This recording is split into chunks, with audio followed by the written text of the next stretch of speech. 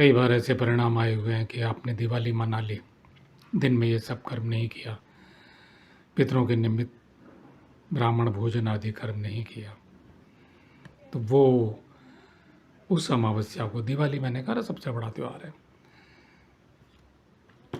उनके वो शाप दे करके आत्माएं वापस चली जाती हैं, क्योंकि उनकी स्मृतियाँ आपके साथ जुड़ी हुई हैं। रिमोट कंट्रोल का एक हिस्सा आप यहाँ प्रत्यक्ष हैं, ऐसे समझ लें, क्योंकि आप भी नष्ट हो जाने वाले हैं जब आपकी आयु पूरी हो जाएगी। लेकिन वो जो तरंगें हैं दुख की, उनको अधिकार है, क्योंकि वो प्रत्यक्ष रह चुके हैं, आप उनका अंश हैं। इस कारणवश उनकी बद्दुआ या उनका आशीर्वाद आपको फलीभूत होगा, वो शाप दे करके चले जाएंगे। आपने देखा होगा कई बार जीवन में कि दिवाली के बाद से आपके जीवन में दुखों की शुरुआत हो जाती है। पिछले साल तो पिताजी मर गए थे, पिछले साल तो ताऊ जी मर गए थे, उनकी संपत्ति का भोग कर रहे हैं, या चाचा जी मर गए थे, उनका हिस्सा आपको मिल गया। बहुत सारी चीज़ें हैं, तो ये बहुत बारीकियाँ हैं। और आप अगर साधना, मैं उन लोगों के लिए बोलता हूँ जो साधना के मार्ग पे हैं, चाहे वो तंत्र योग की साधना कर रहे हैं या योग विद्या की शुद्ध रूप से साधना कर रहे हैं, प्राणोत्थान कर रहे हैं, निरोध कर रहे हैं और योग शक्ति के मार्ग पर चल रहे हैं, खाली योग साधना नहीं, योग शक्ति के मार्ग पर चल रहे हैं, तो उनके लिए मेरी बात ये लागू होती है। इस पर चिंतन करें। शुभम। हमेशा अमावस्या के दिन दिवाली पड़ती है, तो दिन में क्या है, मध्याह्न काल में पितरों का आवाहन, स्थापन और उसके बाद में ब्राह्मण भोजन या ब्राह्मणी भोजनी के साथ में विसर्जन कर देना चाहिए, वस्त्र दक्षिणा दे करके यथोचित श्रद्धापूर्वक। क्यों? हमारे सनातन धर्म में सबसे बड़ा त्यौहार होली से भी बड़ा दीपावली का है। होली पे तो एक त्योहारों का विसर्जन हो जाता है, फिर अगले त्यौहार गुरु पूर्णिमा से शुरू होते हैं।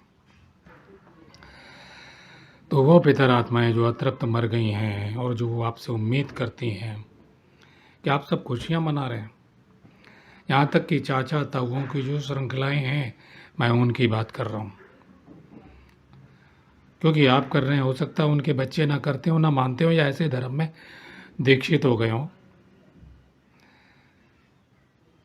जैसे कि मैंने कहा कबीरपंथी, आर्य समाजी या अन्य अन्य राधा स्वामी वगैरह वगैरह वगैरह, तो नहीं मानते। तो लेकिन आप कर रहे हैं, आप सबसे बड़े पुत्र हैं या सबसे छोटे पुत्र हैं? आपसे बड़े भाई लोग कहेंगे वो तो सुखी हैं, बीच वाला भी सुखी है, आप सबसे छोटे हैं, आप दुखी हैं। आप कर रहे हैं तो वो आत्माएं सब आपको घेर लेंगे, क्योंकि आपसे उम्मीद कर रही हैं। और उसके बाद बेशक आपने नारायण बलि आदि या शुद्ध कर्म नहीं किए हैं, अपने का जो भी हमारे शास्त्रों में विहित कर्म है अपने माता पिता की मृत्यु के बाद में, तो वो शुद्धिकरण बेशक ना कर पाए हो, तो कम से कम इतना करें और ठीक प्रकार के संकल्प और स्थापन आदि से संपन्न करके, और मैंने बहुत कुछ पिछले अंकों में बता दिया है, उनका पालन करें। कैसे पैर छूना, आशीर्वाद लेना, उसमें कितनी दूरी आदि, वो सारा कुछ मैंने समझा दिया है, उसे देख लें, पढ़ लें। नीचे कहीं टिप्पणी में हो तो वो भी पढ़ लें, क्योंकि मैं टिप्पणियों पे उत्तर देता रहता हूँ। कुछ प्रश्न रह जाते हैं, फिर आदमी प्रश्न करता है, तो आगे शुरू करता हूँ।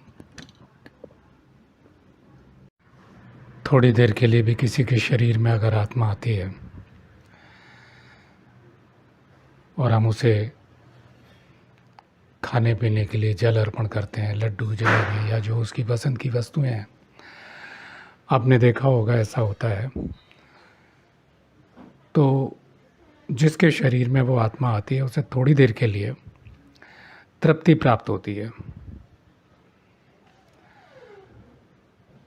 वो मृत आत्मा, वो आपके माता पिता की है, किसी पूर्वज की है,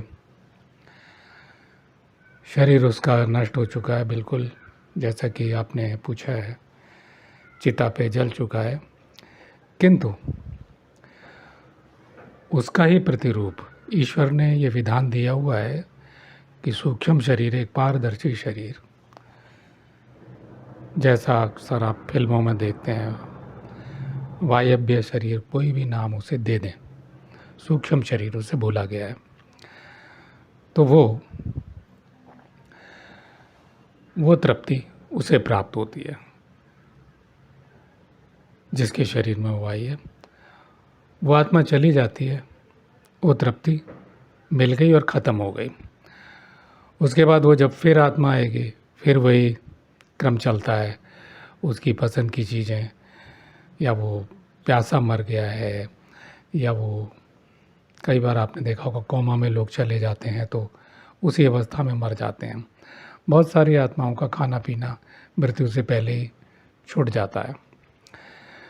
मैं निचले स्तर की आत्माओं की बात कर रहा हूँ, प्रेत आत्माओं की बात कर रहा हूँ, उच्च आत्माओं की या दिव्य आत्माओं की बात नहीं कर रहा हूँ। तो जो आपने पूछा है कि वो तृप्तियाँ उन्हें मिल गई, तो अभी सिर्फ इतना सिद्ध हुआ इस बात से कि जिसके शरीर में आत्मा आई और उसे वो तृप्ति प्राप्त हो गई और वो क्षणिक रही और उसके बाद वो ख़त्म हो गई। बार बार आएगा या आएगी वो आत्मा और वो तृप्तियाँ लेती रहेगी और चलता रहेगा। लेकिन जब हम 13वीं करते हैं, वर्षी करते हैं, और वो 13वीं और वर्षी भी विधानपूर्वक, जैसा कि मैं बता चुका हूँ कितनी गलतियाँ होती हैं 13वीं में, वर्षी में। और उसके बाद हम जो श्राद्ध कर्म करते हैं, तो आपका मूल प्रश्न ये था कि शरीर नष्ट हो गया है, ब्राह्मण ने खाना खाया, तो वो उस लोक तक कैसे पहुंचता है और उस लोक में भी भूख प्यास लगती है क्या? वो सूक्ष्म शरीर की भूख प्यास है, मानसिक प्यास है, वो तड़प है, वो तकलीफ़ है जो पहले बंद कर दी। अब मनुष्य भी भोगों से तृप्त नहीं हुआ था और उसकी मृत्यु आ गई। और ये एक किस्म के नर्क भी समझें, भूख प्यास से। एक तो जीते जी के नर्क होते हैं, आपने देखा होगा, लोग दुर्दशाओं को प्राप्त होते हैं, अस्पतालों में टंगे हुए हैं, बड़े बड़े धनाधिपति भी, नाक में भी उनके जिंदा रखने के लिए भोजन के तत्व पहुंचाए जा रहे हैं, पूरे शरीर में लगी हुई हैं, नलिकाएं लगी हुई हैं, और वो उसी अवस्था में त्याग देते हैं। अब वो जब आएगा तो वो वहीं से शुरू करेगा।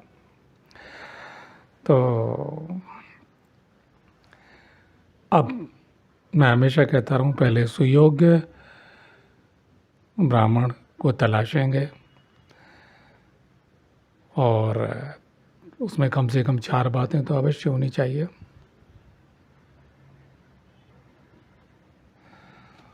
ओम श्री गुरुवे नमः, ओम श्री गणेशाय नमः। एक तो शुद्ध वस्तुएं, और दूसरा विधि का विधान। विधि का विधान वो नहीं जो ऋषियों का कहा गया है, विधि विधान वो जो नियत कर दिया गया है। इस क्रम से शुद्ध वस्तुएं और विधि विधानों से बोलें। विधि का विधान आप लोग समझते हैं कि जो हमारे भाग्य में लिखा है। तो विधि विधान, शुद्ध वस्तुएं, और ब्राह्मण के मंत्रों में कम से कम इतनी शक्ति होनी चाहिए वो आत्मा का आह्वान कर सके, और वही आत्मा जो जिसके शरीर के माध्यम से बुलाई गई है वो अपनी स्मृति सहित हमारे संपूर्ण प्रश्नों का उत्तर ठीक प्रकार से दे सके, ऐसा उचित माध्यम। और आत्माओं की विद्या में इतना पारंगत ब्राह्मण को होना चाहिए, ऐसा ढूंढना पड़ेगा और मिल जाएगा जब तलाश करेंगे तो। और तो मंत्रों में आह्वान की शक्ति, और ये इसमें आ गया पारंगत, आह्वान विसर्जन उसका आता हो। तो अब जब यह सब किया जाएगा तो दीर्घकालीन, जैसे मैंने कहा कि पितरों का जो पक्ष है 15 दिन, अश्वनी कृष्ण पक्ष, इसके अलावा अन्य भी बताए मैंने। चैत्र नवरात्र से पहले जो अमावस्या पड़ती है अज्ञात के लिए, अब कल 2025 20 अक्टूबर, कल शाम दिवाली है और दिन में अज्ञात अमावस्या नहीं, अज्ञात जिनका वर्णन मैं इससे पूर्व वीडियो में कर चुका हूँ, जिनके ठीक प्रकार से संस्कार नहीं हुए, जिनके लिए मैं बता चुका हूँ कि क्या क्या करना चाहिए, नारायण बलि आदि दोबारा से वह सब कुछ किया जाना चाहिए। तो फिर भी ये कहा गया है कि श्राद्ध कर्म करें। जब तक मनुष्य का विधि विधान पूर्वक, मैं सनातन धर्म की बात कर रहा हूँ, मैं उन लोगों की बात नहीं कर रहा हूँ जो हमारे सनातन धर्म से निकले हुए हमारे ही दुश्मन हो चुके हैं, कट्टर विरोधी हैं। कट्टर विरोधियों में कौन है? जो केवल जिन्हें वो लोग जिनकी दृष्टि खुली हुई नहीं है, राधा स्वामी हो गए, आर्य समाजी हो गए, ब्रह्म कुमारी हो गए, कबीर पंथी हो गए, पता नहीं कितने पंथ हैं, कहाँ तक गिनूं, सिख धर्म वाले लोग भी हो गए, वो सनातन धर्म से ही निकले हुए हैं, लेकिन वो कहते हैं कि सब जीते जी हमने कर दिया। वो नहीं मानते इस सब कर्मकांड को। और जितने जय कृष्णा मूर्ति हो गए, ओशो हो गए, मुझे लगता है कि इतनी लंबी श्रृंखला है, मैं नाम गिनते थक जाऊंगा, इतना याद नहीं हो सकता, लेकिन वो सनातन हिंदू धर्म के लोग हैं और वो कहते हैं। तो सनातन धर्म होता है संपूर्ण अंग, जो हमारे जीवन में हम कितने काम करते हैं। तो ऐसे लोग तो वो व्यंग करेंगे, लेकिन ये एक विद्या है, ये एक प्रक्रिया है। शरीर वस्तु जो सीधे बात करने में सक्षम है, तो वो आपको सीधे बात करके भी आपके पूर्वजों की तमाम गोपनीय बातें बता देंगे और लगेगा। अब उसमें वो अपने मन की शक्ति का प्रयोग कर रहे हैं उन आत्माओं से, तो वो ज़्यादा अच्छा है।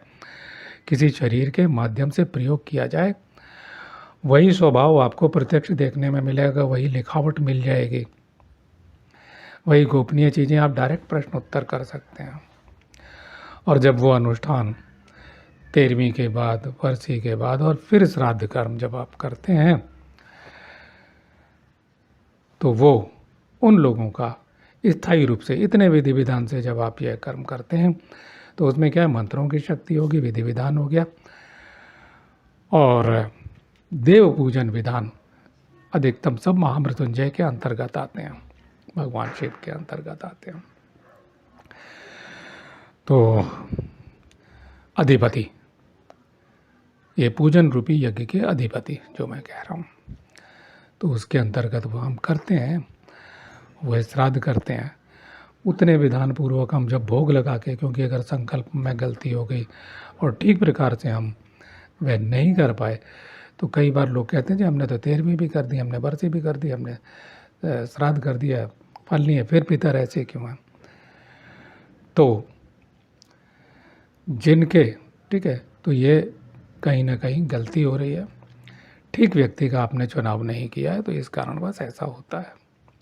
मेरा उत्तर पूर्ण हुआ। तो वो जो तृप्तियाँ हैं, अब मैं फिर कह रहा हूँ,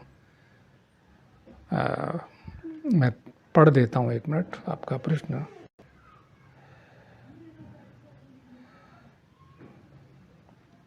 अगर शरीर नहीं होता और सिर्फ आत्मा होती है, तो उसे कोई कार्य करने की ज़रूरत और भोजन पकाने की क्या आवश्यकता? पहले तो अजय लंबा प्रश्न है। तो पहले तो मैंने बताया कि वो खाना कैसे पहुंचता है, वो तृप्तियाँ, और वो तृप्तियाँ पूरे वर्ष के लिए हो सकती हैं। वो तृप्ति, हमारा अनुष्ठान इतना अधिक, हम कितने दिन का उसमें क्या यज्ञ जोड़ के कर रहे हैं, या केवल पूजन विधान और ब्राह्मण भोजन है, या मंत्र पुष्पांजलि भी उसमें हुई है। तो ये अंगीकार है वो सब चीज़ें कि हम क्या उसमें जोड़ते हैं, उसके जो अंग प्रत्यंग हैं विधान के। तो ये प्रक्रिया है। तो आपको प्रत्यक्ष दिखेगा और तृप्ति के उसके बाद कि ये जब जो कुछ मैंने किया अपने माँ के निमित्त, पिता के निमित्त, या दादा परदादा या पूर्वज जो अतृप्त हैं, जो अकाल मृत्यु को प्राप्त हुए हैं, जहर से मर गए और किसी दुर्घटना में मर गए, पहाड़ से गिर के मर गए, तरह तरह से अकाल मृत्यु को प्राप्त हुए और उनका कोई भी कर्म नहीं किया गया, विधान पूर्वक अगर उनकी नारायण बलि आदि कर्म किए गए, और उसके बाद से फिर वही 13वीं बरसी और वो सब मुहूर्तानुसार हम करते हैं, तो वो तृप्तियाँ और उनका लोक भी परिवर्तन, और उसके बाद उन्हें बुलाना कठिन हो जाएगा। हम विश्वामित्र के चरणों की, भगवान विश्वामित्र, ऋषि विश्वामित्र के चरणों की धूल भी नहीं है। और आज मिलना असंभव बात है, लेकिन फिर भी जो विधान वो लोग ऋषि मुनि हमारे कर गए हैं, जो गोपनीय रहस्य शास्त्रों के माध्यम से, और वो शास्त्र केवल तोते की तरह पढ़ लेने का नाम नहीं है। नहीं तो पीलानंद स्वामी किडनी बाबा कहेंगे कि श्रेष्ठ क्या है, श्रेष्ठ है राधा राधा करो तो उससे उन्नति हो जाएगी। अब वो नहीं कि क्या कोई प्रमाण है इसका, तो कहेंगे 21 पीढ़ी राधा राधा इतने जप कर लो, ठीक है, संकीर्तन करिए। 21 पीढ़ी पहले की आपको, और 21 पीढ़ी आने वाली तर जाएगी। वीडियो देख लेना, मैं नहीं कह रहा, ये किडनी बाबा कह रहे हैं, ठीक है। तो फिर वो हजारों साल जो ऋषि मुनि तपस्या करते हैं, वो भी पिंडदान तर्पण श्राद्ध कर्म ये सब करते हैं। कर्तव्य कर्म कहा गया है इसको, क्योंकि हम ऋणी होते हैं। एक हिस्सा रिमोट कंट्रोल वहाँ है। अगर आप उच्च भूमि में भी चले गए हैं, साधना की उच्च मार्ग में प्रवेश कर गए हैं, मोक्ष मार्ग पे चल रहे हैं, योग विद्या में आपने प्राणों की गति को जान लिया है, तो मैं उनकी बात कर रहा हूँ। वो आत्माएं अलग हैं, दिव्य आत्मा। कोई पूर्वज ऐसा हो गया हो उसके लिए ज़रूरत नहीं, तो भी कर्तव्य कर्म, यदि वो ब्रह्म लोक से और अनंत लोकों हैं, लोकांतर है, उनसे भी ऊपर चला गया, असली ओरिजिनल। क्योंकि ब्रह्म, मैंने कई बार बता दिया, ब्रह्म लोक भी कितने हैं, कितने प्रकार के ब्रह्म लोक, कितना उनका कोई अंत, आदि अंत मध्य नहीं है। हम सिर्फ क्या है कि हम कहाँ हैं इस ब्रह्मांड में, हमारे पूर्वज कहाँ हैं, हमारी श्रृंखला क्या है, और वो पूर्वज अगले जन्म में किसी और के पूर्वज बनेंगे, क्या होगा वो अलग। लेकिन हम कर्तव्य कर्म ऐसे करते हैं कि यज्ञ करने से वर्षा होती, जैसे वर्षा सार्वजनिक हो रही है, और उसमें जो जल ग्रहण कर लेता है कर्तव्य कर्म। हो सकता है कि जिनके लिए हम कर रहे हैं उनका जन्म हो चुका, यह भी हो सकता है कि आप अपने ही पूर्वज खुद अपना श्राद्ध तर्पण आदि कर रहे हों, ठीक कर रहे हों, जो विधि विधान बिगड़ गए हैं, संस्कार नहीं हुए, अब आप कर रहे हैं किसी के सानिध्य में आकर के, किसी अच्छे ब्राह्मण के संसर्ग में आप आ गए हैं, उसने आपको सही उपदेश दिया, तो वो ऐसा नहीं कहेंगे। अब बाकी पीलानंद जी कहते हैं यदि पैसे हैं तो करवा लो, लेकिन वह उससे उन्नति होने वाली नहीं है। इसका मतलब वो देख रहे हैं क्या कोई, और यहाँ मैं प्रयोग की बात कर रहा हूँ, मैं ऐसे नहीं मानता। कोई कहे मेरा ध्यान लग गया, तो मैं कहूँगा पहले सांस मैं मेडिकल टेस्ट लूँगा, भाई सच्चा ध्यान लग गया। नहीं, अभी आप ध्यान की कोशिश कर रहे हैं। यम नियम आसन प्राणायाम प्रत्याहार धारणा सिद्ध कर लीजिए पहले, सांसों की धड़कन तो धारणा में ही रुक जाएगी आपकी। तो पहले जानिए, शरीर से निकलिए, निकलने के बाद में देखिए उस लोक में जाइए, तो योग विद्या में आप हैं। वरना हम कल्पना कर रहे हैं, ध्यान लगा रहे हैं, उठ रहे हैं, बैठ रहे हैं, सारी विधियाँ हमारे पास हैं ध्यान लोक की, तो हम एक मन को तसल्ली दे रहे हैं, और ये लिख करके 10,000 राधा जप लिया, राम जप लिया, तो ये एक संस्कार बन रहे हैं। इनसे क्या होता है ये अगला किसी वीडियो में दूंगा, एक संस्कार है। लेकिन पक्का कि 21 पीढ़ी आपकी पहले तर गई, 21 पीढ़ी आने वाली तर जाएगी। ये इस तरह की कल्पनात्मक बातें हैं, और ये इनका कोई अर्थ है। मैं ये नहीं कह रहा अगर शास्त्र में लिख दिया वो रटी रटाई भी बात कर रहे हैं तोते की तरह, तो उनके कोई गहरे अर्थ हैं। शास्त्र को समझने के लिए, पढ़ने के लिए प्रयोग जरूरी है, ध्यान योग के प्रयोग जरूरी है, और असली वाले देह के पार जाने वाले, कि हम देह का टेस्ट करें, डॉक्टर के ये मर चुका है, हम पुनर्जीवन में प्रवेश करें, उन लोगों की बातें हम जान सकें। मूर्ध ज्योति सिद्ध दर्शनम, जो अब हम ऊंचे चले गए साधना के मार्ग में, और हमें सिद्ध दर्शन किस स्तर के सिद्ध हैं वो ऋषि मुनि। तो अभी मुक्त नहीं है अगर सिद्ध लोक में, इसमें मैं बता चुका हूँ। तो क्या उनकी प्रतीक्षाएँ हैं, ये गहरे रहस्य हैं। यानी कि यदि आपके कोई उच्च पूर्वज है, उनके लिए भोजन की, अन्य प्रक्रियाओं की ज़रूरत नहीं है, तो भी हमें कर्तव्य कर्म करना है अपने कल्याण के लिए और उन आत्माओं के कल्याण के लिए। तो ये तृप्तियाँ स्थायी हो जाती हैं जब तक उनका वो उस लोक में रहेंगे, उन लोगों की सुख सुविधाएं उनको मिलेंगी। आप कर रहे हैं, उनके पास कोई तपस्या नहीं है, पुण्य नहीं है, उन्होंने आपको पढ़ा लिखा दिया, आपको काबिल बना दिया, आपको लगता है मुझे उनके लिए कुछ करना चाहिए। उनके लिए बात कर रहा हूँ मैं। उन्होंने आपके लिए त्याग किया, आपको काबिल बनाया, खुद गरीबी और परेशानी में मर गए, तो मैं उनके लिए कह रहा हूँ। तो आपका ये प्रश्न है, तो एक मिनट पढ़ता हूँ। तो आप उत्तर दे सकते हैं अपनी बहन जी को कि भाई ये तृप्तियाँ अगर ऐसा है तो स्थायी हो जाएंगे जब तक उनका पुनर्जन्म नहीं होता किसी उत्तम कुल में। गीता कहती है उत्तम कुल में जन्म होना चाहिए। और आगे की साधना प्रस्तुत, तो उन्होंने जन्म नहीं किया, आपको तो पैदा कर दिया ना, आप कर रहे हैं। मान लो 3 भाई हैं, 3 में से आप विवेकमान हैं, आप कर रहे हैं। तो ये एक, तो अब आपने कहा, अब एक प्रश्न है कि मेरे चंडीगढ़ वाली बहन को स्वप्न में कभी कभी मेरी माता जी दिखती हैं, लेकिन वह हमेशा भोजन बनाते हुए या उसकी तैयारी करते हुए दिखती है। मेरी बहन का प्रश्न है, क्या उसे उस लोक में भी शरीर होता है? मैं उत्तर दे चुका हूँ, क्या उस शरीर को भी अन्य की आवश्यकता होती है? अगर शरीर नहीं होता और सिर्फ आत्मा होती है तो उसे कोई कार्य करने की क्या ज़रूरत है? भोजन पकाने की क्या आवश्यकता है? और मेरे पिताजी को भी मेरी मम्मी स्वप्न में दिख चुकी है, लेकिन मुझे आज तक नहीं। जब एक ही स्वप्न कई लोगों को परिवार में आता है तो वो सत्य ही होता है अधिकतम, वो कल्पना नहीं होता। एक ही स्वप्न हमने माना, मैंने माना कि वो भोजन बना रही हैं, अभी रह रही है उस लोक में। ये प्रयोगों के आधार पर सैकड़ों प्रयोग जीवन में ऐसे किए हैं, और शास्त्रों का आधार तो है ही है। मैं शास्त्र विरुद्ध कोई बात नहीं कहता, मैं ऐसी बातें नहीं कहता जो रट्टू तोते होते हैं, क्योंकि उनके नाम बड़े हैं, वो जो बोल देंगे। लेकिन थोड़ा सा दिमाग पे जोर दीजिए। बार बार कहा कि क्या उन्होंने कह दिया, आपने मान लिया, क्या आप शास्त्रज्ञ हैं? क्या आपने वो प्रयोग किए हैं? नहीं। तो हमें क्या करना होगा? हमें एक प्रामाणिक व्यक्ति जो सच बोलता हो, स्वार्थी ना हो और इन विद्याओं में पारंगत हो, तो हमें उसका सहारा लेना पड़ेगा। तो अब आपने कहा कर्म, तो ये मानसिक कर्म होते हैं, वहाँ कोई कर्म नहीं है। क्या क्या होता है ये उनके कर्मों के अनुसार है। यदि मैं बोलूँगा तो बात निरर्थक हो जाएगी, अमान्य हो जाएगी। लेकिन कुछ लोगों से मैंने जो बातचीत के आधार पे मैं आपको उत्तर दे रहा हूँ, मानसिक कर्म, कुछ ना कुछ कर्म, वो एक मानसिक जगत के कर्म उसमें होते हैं। वहाँ कुछ कर्म करने के लिए अब बहुत सारी आत्माएं, तमाम सारे लोग जो भटक रहे हैं, घरों में ही भटक रहे हैं घूम फिर के। आपने देखा होगा सबसे ज़्यादा लोग घरों में ही पितरों को स्थापित करते हैं। उससे बड़े दुर्दशा की कोई बात नहीं जिसके घर में पितर हैं।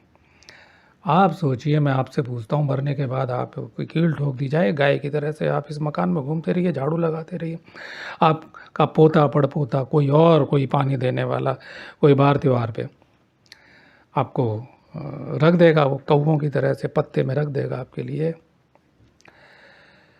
तो आप तो बने हुए पड़े रहिए हजारों साल तक, जब तक आपका पुनर्जन्म नहीं होता आपके कर्मों के अनुसार। तो ये मानसिक कर्म होता है। वो खाना बनाते हुए, क्योंकि ऐसे कुछ भी कर्म होते हैं, या इस लोक में जो उनकी अभीप्सा रही है, अधूरी इच्छा हुई, वो कर्म वो करते हुए दिख रही हैं आपको। ठीक है, थोड़ी देर के लिए मान लेते हैं कि वो सच है, तीनों को एक ही सपना दिख रहा है।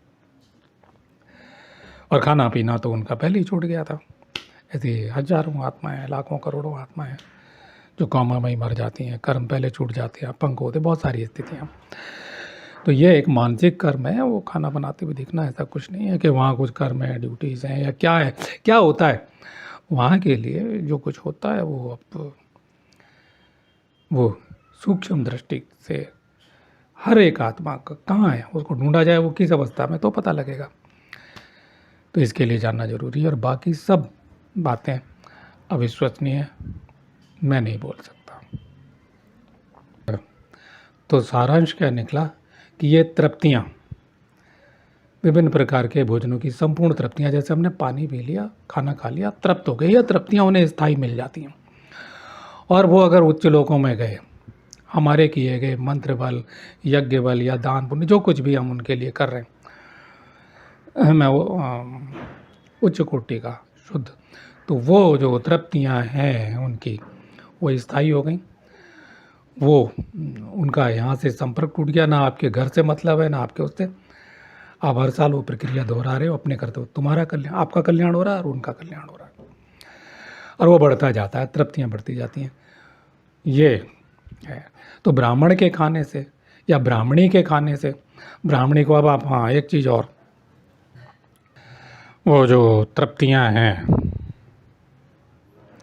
उनकी बात हो चुकी, वस्तुएं हैं, लोग कहते हैं ब्राह्मण ब्राह्मणी को श्रृंगार दे देते हैं मंत्रों के साथ में, क्रिया के पैसे दे देंगे, नहीं वो चाहता, बिना संकल्प बिना विधान के दिया हुआ अंश फल प्राप्त होता है यदि हम ढंग से कर रहे हैं तो।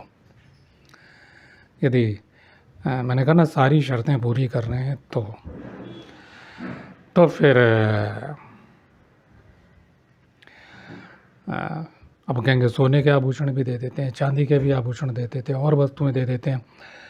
तो जो वस्तुएं हैं वो पुण्य फलों में वृद्धि करने वाली होती हैं। हम जान रहे हैं वो पुण्य फल है, वो पुण्य फल उनको भी प्राप्त होता है और श्रेष्ठ कुल में जन्म में सहायक होता है। गीता में कहा ना, उत्तम श्रीमानों के यहाँ जब उसने तपस्या नहीं की, आपको पैदा कर दिया, यही बहुत है। और अगर आप मानते हैं, हाँ आप कहो कि ये सब कुछ नहीं है, आप कबीर जी की बात मान लो, राधा स्वामियों की बात मान लो, मतलब जो भी है हिंदू धर्म के विरोधी, सनातन धर्म में होते हुए भी और इस तरह की जो बात करने वाले, तो आप उनके मानिए। मुझे उससे मतलब है जो हमारा सनातन धर्म का मूल स्वरूप, प्रयोगवादी बात करता हूँ मैं, तो आपको यकीन आ जाएगा और वो बताएंगे आत्मा कि हम अब चैन से हैं और दिखना विखना सब बंद हो जाएगा। और जब उच्च लोक में आत्मा चली जाती, बुलाने से नहीं आएगी आत्मा इतनी जल्दी, टटाक से बुलाया फिर वो व्यक्ति, वो ब्राह्मण, वो आचार्य जिसने मंत्र सिद्ध ब्राह्मण उच्च कोटि का कुछ किया, वो दिव्य लोक की आत्मा। मैंने कहा ना मूर्ध ज्योतिष सिद्ध, यानी कि जिसने अपान प्राण को उदान प्राण तक चला गया, तत्वों का ज्ञान, मतलब जो मूर्धा की ज्योतिष में संयम कर सकता है तो सिद्ध दर्शनम, जिसकी उतनी उच्ची अवस्था हो उन सिद्धों के। तो क्योंकि मैं 5000 साल के बाद में गिनती के लोग हैं, वो सब छुपे हुए हैं। ये दिन रात जो प्रवचन देने वाले रहे हैं पिछले 100-200 साल, मतलब विभूतियों को छोड़ देता हूँ। विभूति का मतलब है मैं उसे विभूति मानता हूँ जो योग शक्ति संपन्न है, मंत्र शक्ति संपन्न है। मैंने कई बार उनके नाम लिए 70-80 साल। और जो खाली प्रवचन देते हैं, बातें करते हैं, वो मान्य नहीं है। मैं रामकृष्ण परमहंस को भी अमान्य करता हूँ। जैसे आज किडनी बाबा है, तो उनको ऐसा हुआ, रामकृष्ण परमहंस को ऐसा हुआ, मानसिक शक्ति काली से बात करते थे, तो वो बाद में मैंने सब बता दिया कि ज्ञान की तलवार से काली का सर काट ले। योगा अग्नि में समस्त संस्कार दग्ध हो जाते हैं। अगर योग की अग्नि है तो गीता कह रही है वो झूठ कह रहा है, ईश्वर की वाणी है। तो फिर रोग शोक या हमारे प्राण तत्व नाभि तक चले गए, समान जया तो ज्वलनम, तो वो आत्माएं जो उच्च आत्माएं हैं, तो रोग शोक तो नष्ट हो जाएंगे। कुछ तो नष्ट होना चाहिए नहीं, ज्वलनम, शरीर ज्वाज्वल्य मान्य हो जाता है अगर प्राण तत्व। वो राधा राधा कहने से, अगर राधा राधा कहने से, राम राम कहने से, वो वाल्मीकि ऋषि थे, वो प्रचेता ऋषि के 10वें पुत्र शापवत थे, उन्हें तो होना ही था। वो राम राम करे तो उससे अपनी तुलना मत कीजिए। और मैं उत्तर गौरव कुमार जी आपको दे रहा हूँ आपके माध्यम से, क्योंकि वीडियो रिकॉर्ड किया। जो जिसको मेरी बात समझ में ना आए, टिप्पणी करने की ज़रूरत नहीं है, मैं हटा दूंगा टिप्पणी, ठीक है। मुझे नहीं सुनना, आप मत मानिए मेरी बातों को, बकवास मानिए। मैं उनके लिए बोल रहा हूँ जो केवल मुझ पर भरोसा करते हैं। आप पीलानंद की बातें सुनिए, वो तो मना करते हैं। अभी कल दिवाली है, वो कह रहे हैं आप वीडियो देखिए, दीप जलाना नौटंकी है, फिर अंदर कुंडलनी की तस्वीर दिखाते हैं। वीडियो में देखिए, दीप जलाना नौटंकी, जबकि दीपक से अग्नि तत्व प्रज्वलित होता है। हमारे जितने भी कर्मकांड विधान है सब अग्नि से प्रारंभ होते हैं। बच्चा जन्मेगा तो अग्नि, और मृत्यु होगी तो अग्नि। दीपक तो हमारा प्रधान है और समर्पित भी अग्नि में, अग्नि पवित्र करने वाली है। तो प्रिय श्री, मुझे लगता है कि उत्तर मैंने आपको दे दिया। कोई और विशेष बात होगी तो मैं भी बताता हूँ, देखता हूँ। चलिए, ये अगला प्रश्न आपका है और वो मैंने उसका भी उत्तर मैं साथ के साथ दे देता हूँ। और बहन जी आपकी संतुष्ट हो गई होंगी, हो जाएंगी, ऐसा मुझे भरोसा है। अगर उनके अंदर आस्था है तो कौन से गुरु जी से जुड़ी हुई हैं, व्यास गद्दी वालों से, तो वो संतुष्ट नहीं होंगी, या कौन से उनके गुरु जी हैं जो भी है चलन में है वो गुरु आपने बताया। तो ये तो विरोधी हैं सनातन धर्म के, ये अपना नाम दिलवाते हैं। गुरु की ही तस्वीर देखो, वो खुद मुक्त नहीं है, तो आपको क्या मुक्त करेंगे। लेकिन चलिए, जब आपकी माता जी की विधिवत 13वीं नहीं हुई, विधिवत मतलब हुई ही नहीं 13वीं, जो आपने बताया है विधिवत 13वीं नहीं हुई, उसे छोड़ते हैं 13वीं हुई ही नहीं, तो सूतक दोष, अ, पातक दोष, ये दोष हमारे कहे गए। तो जो ये अशुद्धि दोष जो है, और अब कल दिवाली है, और उनकी उम्र नहीं थी इतने कि अभी जाने की उम्र नहीं थी, अभी और जी सकती थी, कम उम्र में चली गई।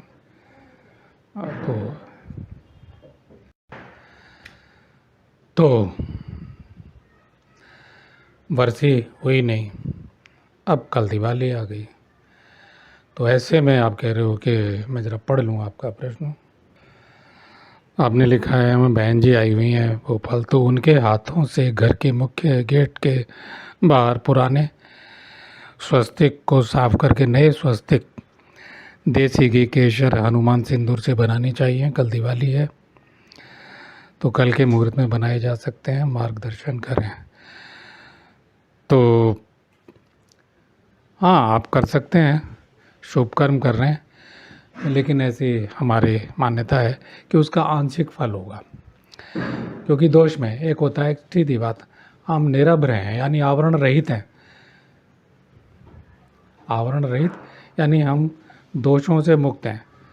तो हमारी पुकार, हमारी प्रक्रिया, हर क्रिया की प्रक्रिया जो हम भाव भरे हृदय से कर रहे हैं, आप स्वस्तिक बना रहे हैं, आप कुछ भी, तो प्रक्रिया की प्रक्रिया तो होगी। वही जब हम विधि विधान से सब कुछ कर लेंगे, उसके बाद में जब हम दिवाली मनाते हैं और जो कुछ विधान हमारे शास्त्रों में कहे गए हैं उसके अनुसार मनाते हैं, तो हमें संपूर्ण फल की प्राप्ति होती है। जितनी हमारी चेतना का स्तर होता है, प्रक्रियाएं होती हैं, उतनी हमारी फलों की प्राप्ति होती है। ये निर्णयात्मक शब्द हैं मेरे, तो करें उसे। लेकिन मैंने आपको ये बता दिया कि पूर्ण फल, क्योंकि दोष युक्त अभी जो जुड़ाव है, जो हम पूरा, मैंने कहा ना कि पूरे देश में एक महालक्ष्मी की भावना उठी हुई है, जो तरंगें आ रही हैं, हम आवाहन कर रहे हैं, पूरा देश लक्ष्मी जी आएंगे, छोटा बच्चा भी कह रहा है लक्ष्मी जी आएंगे। तो पूरे देश की मन की एक तरंगें हैं, एक उल्लास है।